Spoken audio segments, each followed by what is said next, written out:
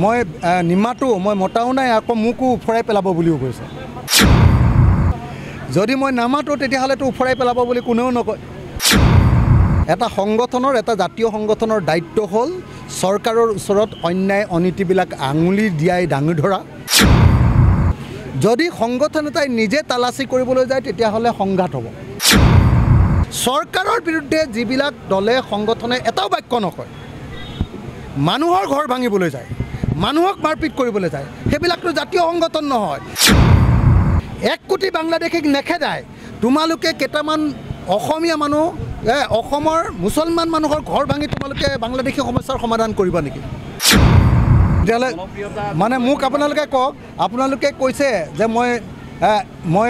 নিমাতো মই মতাও নাই আকৌ মোকো উফৰাই পেলাব বুলিও কৈছে যদি মই নামাতো তেতিয়াহ'লেতো উফৰাই পেলাব বুলি কোনেও নকয় মই মাতিছোঁ মই দৃঢ়তাৰে মাতিছোঁ যে এটা সংগঠনৰ এটা জাতীয় সংগঠনৰ দায়িত্ব হ'ল চৰকাৰৰ ওচৰত অন্যায় অনীতিবিলাক আঙুলি দিয়াই দাঙি ধৰা যদি ক'ৰবাত বিদেশী আহিছে সেই বিদেশীবিলাকক আঙুলি টিওৱাই দেখুৱাই দিয়া কিন্তু কোনো পধ্যে কাৰো ভাড়া ঘৰত গৈ তালাচি কৰাটো কোনো জাতীয় সংগঠনৰ কাম নহয়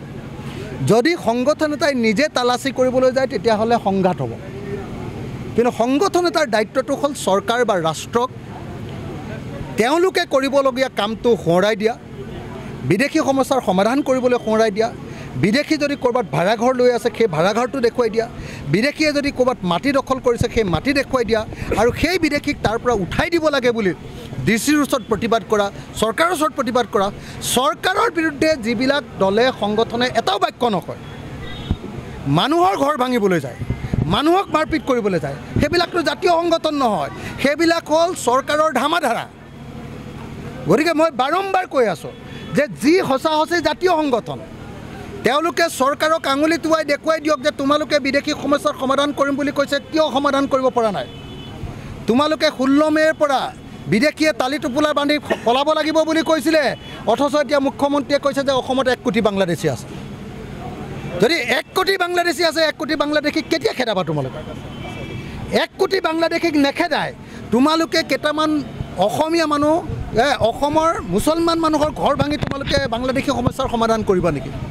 এই প্ৰশ্নটো যেতিয়া এই মৌলিক প্ৰশ্নটো উত্থাপন কৰিছোঁ তেতিয়া বিজেপিয়ে ভয় খাইছে আৰু বিজেপিয়ে যেতিয়া ভয় খাইছে তেতিয়া কোনোবা জাতীয় সংগঠনে কৈছে যে অখিল গগৈক উফৰাই দিম